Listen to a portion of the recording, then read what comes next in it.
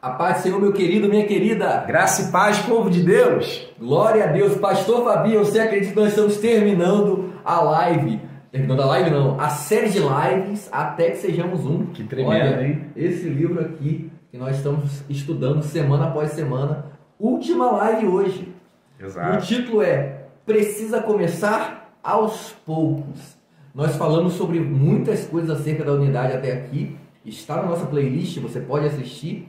E nessa live final nós queremos começar sem deixar de lembrar você, para você enviar para você que já entrou aqui. Olha quem está entrando, pastor Fabi. Seja bem-vindo, meu amado. Glória a Deus. A paz, minha irmã, tudo bem? Vamos enviar para todas essas pessoas que você conhece. Manda para os seus amigos no WhatsApp, espalha para todo mundo. Convide mais pessoas para participar desse momento que eu creio será abençoador, transformador na sua vida. Precisa começar aos poucos. Não tem como viver a unidade no macro. E o título que ele coloca aqui, o subtítulo é Do Invisível ao Mais Visível. Então, ele fala aqui, pastor Fabi, que não tem como eu viver unidade começando com a unidade da nação. Eu tenho que começar a unidade com o Senhor primeiro. Exato. Com a minha esposa, com os meus filhos, Deus da minha casa. Com quem eu vejo que está perto de mim, e há quem diga que o próximo, mais próximo, é o cônjuge. Mas eu acho o Brasil muito desunido. Sim, mas para você mudar o Brasil, primeiro você precisa mudar a sua casa. Se você é um brasileiro, vá para a sua casa, mude os seus, para que os seus, por intermédio da transformação experimentada, seja uma revolução para a sociedade onde está inserido. Então, para viver a unidade, começando aos poucos, do invisível para o visível, o autor está querendo nos ensinar que nós precisamos fazer aquilo que parece muito, sei lá, sem graça, talvez pouco atrativo, porque não tem muito destaque. Comece pelo óbvio, né? Pelo óbvio, exatamente.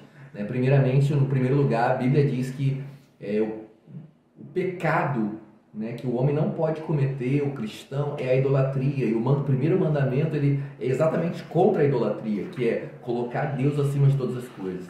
Então, se você quer viver unidade, você quer começar aos poucos, o primeiro passo, meu irmão, é você restaurar sua comunhão com Deus, restaurar o seu altar, restaurar a sua vida devocional. Se você não tem uma cultura onde a Bíblia é lida no seu lar, onde você tira tempos, né, de oração. A Bíblia diz orar é sem cessar, então não precisa parar de orar, parar, pastor, para orar. Esse negócio de parar para orar, tem que parar para orar. A Bíblia diz orar é sem cessar. Então a gente pode orar no pensamento, orar na mente, todos os momentos. Né? Geralmente quem fala assim não ora nem parando e nem não parando, né? Não ora em momento nenhum. E aí usa a desculpa de que enquanto eu estou dirigindo, eu estou orando. Mas na verdade ele está pensando no boleto que tem que pagar, ele está pensando na estrada que está um trânsito terrível e não consegue de fato parar e refletir na grandeza de Deus. O escritor diz uma frase aqui, assim: Deus não nos chamou à neutralidade. Ele quer que toda palavra seja falada em amor. Muito forte. Então nós não devemos viver de uma forma neutra. Não, eu sou neutro. Irmãos, nós precisamos entender que o muro pertence ao diabo. É verdade. Se você é um crente, aquele cristão que fica em cima do muro, não está nem lá nem cá, você precisa se posicionar hoje. Nós estamos encerrando aqui esse capítulo, fazendo essa live com você, para que você tenha um entendimento de que o Senhor te chama para um posicionamento. Correto. É muito interessante ler o livro do profeta Ezequiel, porque sempre que Deus vai falar com o profeta, vai falar bem assim: põe-te de pé e falarei contigo. Né? É interessante que você está lendo, se você é daqueles que entra na história, aplica em você, dá vontade de levantar. Põe-te de pé e falarei contigo. Amém, amém.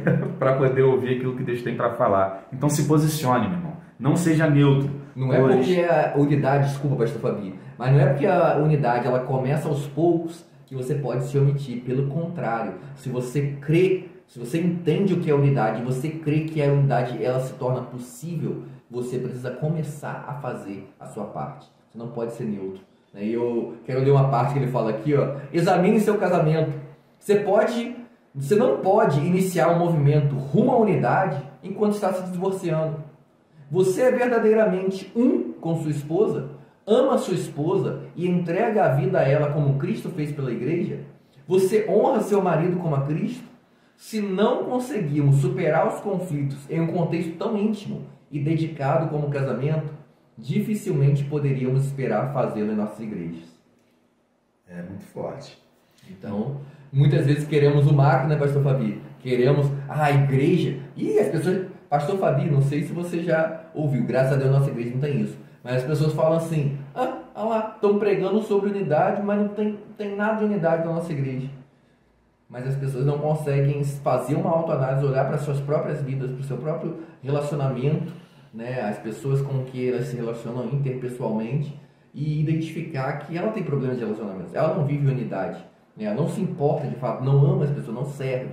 E por isso ela não está colaborando para que o corpo também esteja saudável e cumprindo o seu papel na unidade. Exato. Se não há unidade, ela é parte do corpo, o que ela está fazendo, né, que não é unidade, né? Se ela não está se dedicando à unidade, se isso não acontece, essa é uma verdade que tem reverberado através da ação que ela mesma também tem contribuído para que não aconteça. E nós precisamos de fato olhar a crítica que nós temos, estamos sempre dispostos a fazer e fazer uma autocrítica e avaliar o que eu tenho feito para que essa crítica que eu vou fazer reduza ou deixe de existir. Isso é muito importante. E o segundo tópico, pastor Fabi, que ele fala aqui é o veneno da ambição egoísta, baseado num texto lá de Tiago. Ixi. Sabe que texto é esse? Tiago 3,16, né? Diz o quê?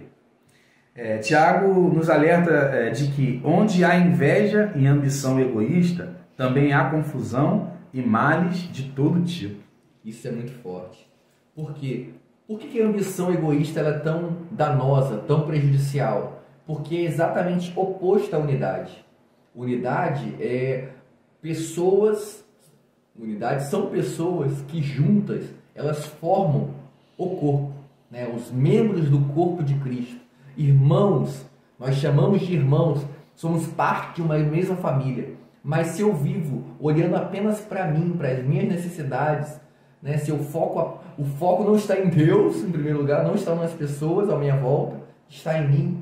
Então isso é um veneno, isso é danoso, isso é mortal para o corpo.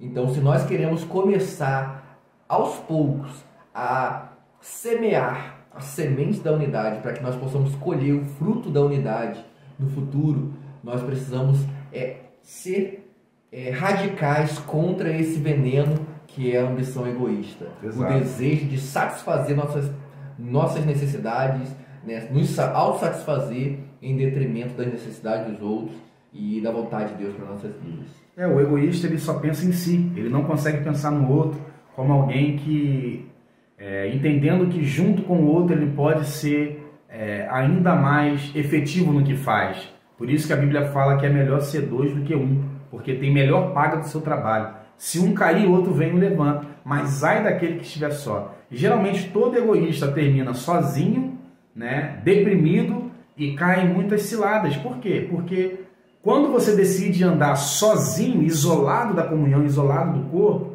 primeiro, você cai facilmente em erro, porque não vai ter quem te alerte. É verdade.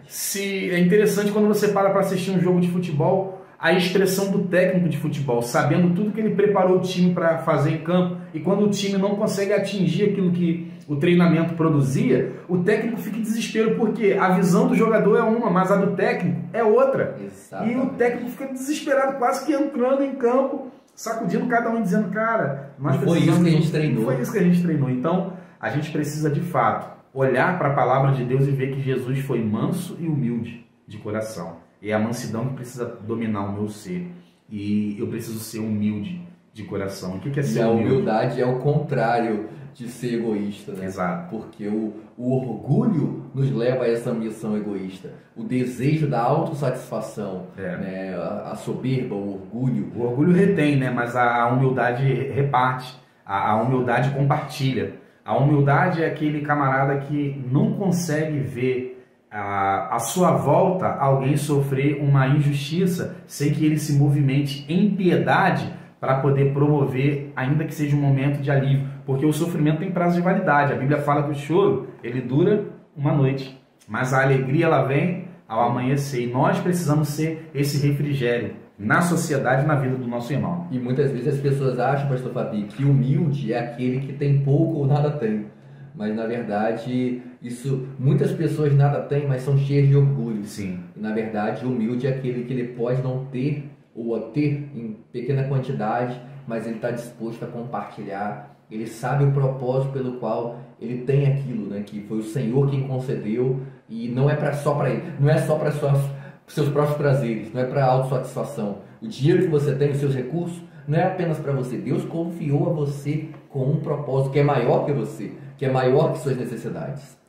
Ele nos alerta aqui, no outro tópico, o perigo das denominações. Isso é muito forte. Quando se considera todas as discórdias que fraturaram a igreja, em literalmente milhares de ramos, é difícil acreditar que todas alegam seguir o mesmo Jesus que orou antes de morrer, pedindo que todos fossem um, como ele e o Pai eram um.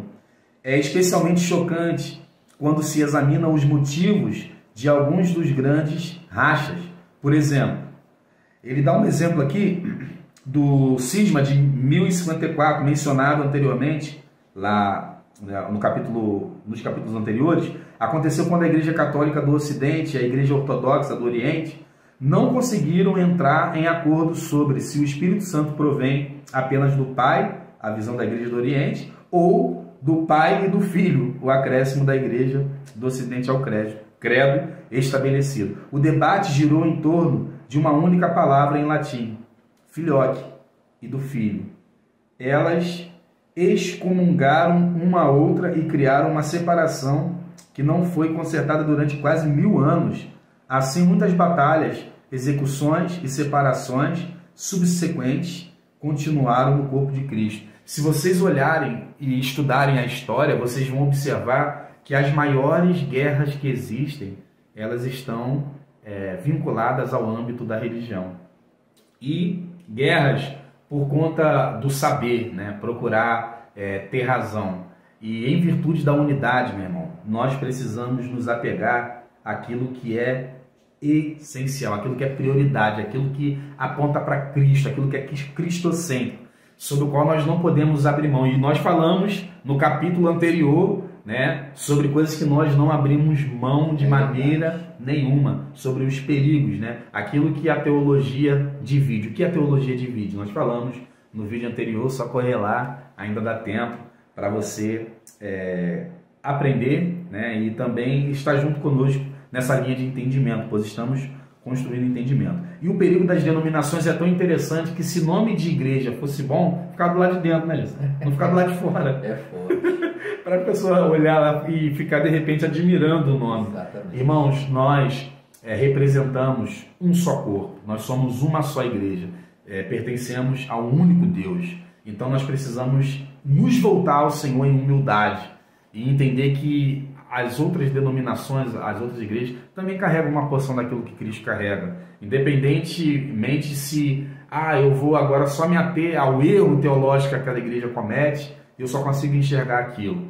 Não, nós precisamos colocar em nosso coração amor, orar, para que Deus de fato mostre, ou seja, esse instrumento, né? Que Deus nos use para que essas pessoas enxerguem aquilo que elas estão fazendo, que é contrário à palavra, ou que de repente interpretou errado. Deus é poderoso para transformar a realidade. É muito forte porque se nós tivéssemos humildade, né, se nós entendêssemos a unidade, como Cristo vivia a unidade, com o Pai em primeiro lugar, né, com o Espírito Santo e com os seus discípulos, nós não viveríamos tão dispostos a brigar e a separar e a dividir. Muitas das denominações que existem hoje não existiriam se houvesse um mínimo de humildade. Exato. De pessoas falassem, olha, eu não concordo, mas vamos caminhar junto, vamos tentar caminhar junto, né? E por conta de discussões, se pode batizar criança, se não pode batizar, se eu não concordo, né? Aspersão e imersão. Aspersão e imersão, o culto deve ser sábado ou domingo. Né? Qual que é o dia santo? É o sábado ou o domingo? Guardar o sábado? Não, isso não está escrito. Então, coisas que são secundárias, terciárias, que não são essenciais, não são bases da fé cristã, dividiram em tantas denominações que hoje continuam dividindo, onde pessoas não concordam com algo que está acontecendo, e ao invés delas buscarem a conciliação, buscarem o ministério da reconciliação, que Cristo nos confiou, né? Isso. Se tem um ministério é esse. de ir conversar, né, buscar a direção do Espírito para que a gente possa se acertar. Não, a gente acaba escolhendo o caminho mais fácil, que é dividir, que é seguir cada um. Se afastar, se isolar. O seu ponto. Exato. Ele fala aqui, tem orado para que o povo de Deus recupere o amor e a unidade, que a Bíblia enfatiza constantemente. E logo após ele entra no outro título, dizendo liderar a revolução. O que vem à mente quando você escuta a frase líder cristão com poder? A maioria de nós visualizaria uma pessoa em pé em um palco, falando a milhares de pessoas e mobilizando-as a praticarem alguma ação em ampla escala. Será que você imaginaria uma pessoa numa prisão escrevendo carta para um monte de igreja? Pode. Não imaginaria. Outros talvez pensem em alguém com uma presença online que atraia milhões de seguidores. Considere o apóstolo Paulo, que sem dúvida influenciou sua geração, mas também impactou milhões e milhões durante os últimos 2000 anos. As pessoas ainda estão lendo os textos de Paulo e admirando o seu exemplo. Ele cita aqui 1 Tessalonicenses 2, do 7 a 8, que diz assim: ainda que, como apóstolos de Cristo, tivéssemos o direito de fazer certas exigências, agimos como crianças entre vocês. Ou melhor, fomos como a mãe que alimenta os filhos e deles cuida. Nós os amamos tanto que compartilhamos com vocês não apenas as boas novas de Deus, mas também a nossa própria vida. Olha que exemplo de humildade. Você tem algo que nós cremos. Vida na vida. Exatamente. Você tem algo que nós cremos que é o caminho para que a gente possa viver a unidade. Começando aos poucos, você entender que não é o quanto de pessoas que você está diretamente tocando, o quanto de pessoas que você está diretamente influenciando, mas é o quanto de pessoas você está amando, o quanto de pessoas você está servindo, o quanto de pessoas você está cuidando. Agora, se você só cuida de si mesmo, né, você ainda não amadureceu, você é um menino, né, Pastor Fabi? É verdade. Porque o sinal da maturidade, o sinal da unidade é quando a gente cresce e nós deixamos de olhar para a nossa própria missão egoísta e passamos a cuidar de alguém. Né? Deus nos chamou, todos têm um chamado nesse sentido apostólico, né? um chamado para ir além de si mesmo, ser enviado para além das fronteiras. Exato. E nós queremos concluir essa série de lives falando sobre a volta a uma fé como das crianças. Ué, mas não falei sobre unidade? Só falei sobre maturidade para alcançar a unidade? Devemos crescer, mas nunca perder o coração de menino. Exatamente. A maturidade vai nos elevar ao nível de entendermos o tempo e o modo como Deus age, vai nos elevar ao nível de entendermos que é possível vivermos em unidade, mesmo que pessoas pensem diferente. A maturidade vai nos elevar ao nível, pastor Gessé, que o Paulo Borges diz: quer saber se o cristão é maduro? É quando ele sente a presença de Deus, mesmo ouvindo uma pregação ruim.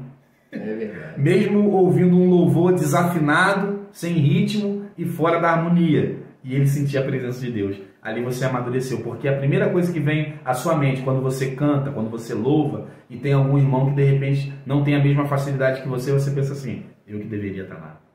Quando alguém que está pregando, ministrando a palavra, e você também é um ministro da palavra, e ainda não, o irmão ainda não se encontrou, ainda não se preparou o tanto que deveria, e você pensa: eu que deveria estar lá. E o mais interessante é que quando Deus chama alguém, irmãos, assim como Deus chamou Paulo, assim como Deus chamou Moisés, e aí talvez Moisés pensou: mas eu sou gago. Aí Deus fala: mas eu escolhi você. Ah, mas eu sou o menor na minha casa, mas eu escolhi você. Quando Deus escolhe alguém, não importa as suas imperfeições. E o mais interessante que foi a imperfeição de Moisés que deu espaço para o ministério de Arão. Então Deus usa até as nossas imperfeições. E Max Lucado diz uma frase interessante, que Deus, ele compensa em amor aquilo que nos falta em perfeição. É Ele quem compensa. Quando nos falta algo, o amor de Deus suplanta todas as coisas. O amor de Cristo nos constrange todos os dias. O versículo que o escritor ele coloca aqui, a volta a uma fé como a das crianças, 2 Coríntios capítulo 5, versículo 10. Pois todos nós teremos de comparecer diante do tribunal de Cristo, para que cada um receba o que merecer, pelo bem ou pelo mal que tiver feito nesse tempo, nesse corpo terreno. Esse versículo é um versículo muito confrontante. confronta-nos, né, de uma forma muito poderosa, porque nos dá a clareza e a ideia de que de fato nós estaremos diante de Cristo. Ele há de julgar as nossas obras boas e as más. E um adendo, em Apocalipse fala sobre abrir-se um livro onde vai estar escrito os nossos nomes e um outro livro onde vão estar escritas as nossas obras. Então, alguns capítulos atrás, a gente viu que a quem você está querendo enganar? A gente pode enganar o homem, a gente pode enganar a matéria, mas a Deus ninguém engana. Tudo o que nós fazemos está escrito no livro dele. E ele sabe, e ele há de recompensar a cada um, segundo as suas obras. Se fizeres o bem e estiver de acordo com a palavra de Deus, receberás a sua recompensa. Se fizeres o mal, também receberás a sua recompensa, de acordo com as suas obras. Então nós precisamos ter um coração, né, uma humildade, uma postura como a de crianças que, embora veem que seus pais a corrigem, seus pais falham com elas, seus pais muitas vezes não são o que elas esperam, mas ainda assim elas amam e elas distribuem amor e querem estar em unidade com esses pais. Você pergunta para uma criança que acabou de apanhar do pai, uma criança que não ganhou o presente que ela queria no final do ano, se o que ela quer é o presente, se ela não quer mais levar surra ou se é que ela não quer mais, nunca mais ver os pais. A resposta dela com certeza vai ser: eu quero continuar vendo meus pais, eu quero continuar morando com meus pais. Porque a criança, ela é pura, a criança tem um coração desejoso pela unidade, né? Ela deseja, e nós precisamos ter esse coração, né? Uma fé como nas crianças, que acredita, que quer, que deseja, que faz o que está ao seu alcance para que você possa viver em unidade. Um exemplo, né, quando um bebê faz o número 2 na fralda, isso para demonstrar que ninguém é descartável. Você retira toda a impureza, limpa e pega a fralda e descarta. Não beber. Não beber. Você fica com o bebê e descarta a fralda. Então a gente precisa entender que esse filho pode crescer e chegar numa certa idade de fazer o número 2 de outra forma. E você olhar para o seu filho e pensar assim, sim, né? Cara, eu vou fazer o seguinte, eu vou descartar esse filho. Não, a gente não descarta. Por quê? Porque a gente entende que a vida na vida, o tempo que nós gastamos investindo na formação do caráter, meu filho não vai ser julgado pelo simples fato de ter feito algo momentâneo, de repente corriqueiro, um deslize, né? O caráter todo dele, eu vou botar na balança, eu quero crer que de repente por influência, de repente por não pensar direito, por não consultar alguém mais maduro, acabou se envolvendo com algum tipo de pecado. E o que eu vou fazer com meu filho? Eu vou ajudar ele a limpar toda a sujeira, né, pastor? O pai não descarta o filho. Pelo contrário, o pai está de braços abertos para receber. Exato, eu vou ajudar o meu filho a limpar toda a sujeira, para ele entender que cada mancha, cada situação que a gente está limpando ali é para fazer com que ele enxergue que há um nível, há um padrão que Deus estabeleceu que nós venhamos a andar, e nós precisamos nos aproximar desse padrão, nós precisamos nos aproximar de Cristo, e é Ele quem revela para nós a sua vontade e transforma a nossa realidade. E eu quero encerrar, pastor, fazendo junto com o pastor uma oração que o autor nos convida a fazer. Aí depois o pastor vai falar aquela frase que você gostou muito. Essa frase marcou demais. Vamos lá? Vamos lá? Senhor, louvo-te porque existo. Amo estar vivo e sinto-me honrado por ter sido criado à sua imagem. Tu me fizeste de tal modo que posso me tornar um contigo agora. Realizaste isso por meio da morte de teu filho na cruz. O sangue dele me purificou. Digno é o cordeiro que foi sacrificado. Tu me adotaste e amo ser teu filho. Sinto-me emocionado com o fato de que me desejas. Quero ser um contigo, muito mais do que qualquer outra coisa. Por favor, purifica-me de meu orgulho, ambição e egoísmo. Queres que eu experimente a unidade perfeita com todos os meus irmãos e irmãs em Cristo. E eu também quero isso. Senhor, aumenta esse desejo em mim e em todos os teus filhos. Perdoa-me por tudo que fiz que tenha provocado discórdia. Perdoa-me por tudo que não fiz, permitindo que essas discórdias continuassem. Intensifica meu amor por teus filhos. Deus Todo-Poderoso, Una-nos em tua glória e em nome de tua glória. Anseio por ver a oração de teu Filho atendida, que experimentemos a unidade perfeita, assim como tu e Jesus são um. Minha alma anseia pela unidade perfeita em tua presença, para todo sempre. Louvados sejam Pai, Filho e Espírito Santo. Amém. Amém. Eu quero te convidar a fazer dessa oração a sua oração em prol da unidade. A frase que eu gostaria de terminar, concluir com vocês, essa maratona poderosa que nós tivemos aqui, tempo precioso de crescimento, que isso se repita mais vezes. Eu creio. Fomos criados para a unidade, salvos para sermos unificados e passaremos a eternidade adorando como um corpo único. Então nós precisamos entender que nós fomos criados, irmãos. O propósito da criação é a unidade. Nós fomos criados para, em unidade, adorarmos ao Pai, juntos, para o louvor e a glória do nosso Deus. E essa unidade será perfeita quando estivermos na glória com o Senhor. Porque ela irá trazer a glória do Senhor, né? A nossa unidade. Amém. A nossa Nós cremos. unidade. Amém. Vamos orar? Vamos orar. Pai, nós te agradecemos, ó Deus, pela conclusão desse livro, Até que Sejamos Um. Que cada fala, que cada aplicação, Senhor, que cada, ó Deus, direcionamento do Teu Espírito aqui ministrado sobre aqueles que estão ao alcance da nossa voz, seja uma realidade latente, ó Pai, que transforme a realidade dessas pessoas. Eu creio, Senhor, que o Senhor falou ao coração, ó Deus, dessas pessoas, pois o Senhor falou aos nossos corações. Primeiro nós somos ministrados para depois ministrar. E nós cremos, ó Pai, que a unidade, ela tem a capacidade de promover um tempo de avivamento poderoso do Senhor, aonde nós experimentaremos pessoas vindo confessar pecado, pessoas, ó Pai, sendo quebrantadas, mudando a rota de uma vida pecaminosa para uma vida de santidade. Nós cremos que o Senhor tem o propósito de aquecer corações através, ó Pai, da unidade, pois nós somos, ó Pai, a Tua noiva, nós somos a Tua igreja e nós carecemos, ó Pai, desse calor do Teu Espírito para que possamos ser moldados por Ti, Senhor. Obrigado por esse tempo precioso, obrigado por tudo que foi ministrado. Ó Deus, cremos, ó Pai, que a Tua palavra encontrará um solo, uma terra fértil, para que ela possa germinar e produzir frutos, ó Pai.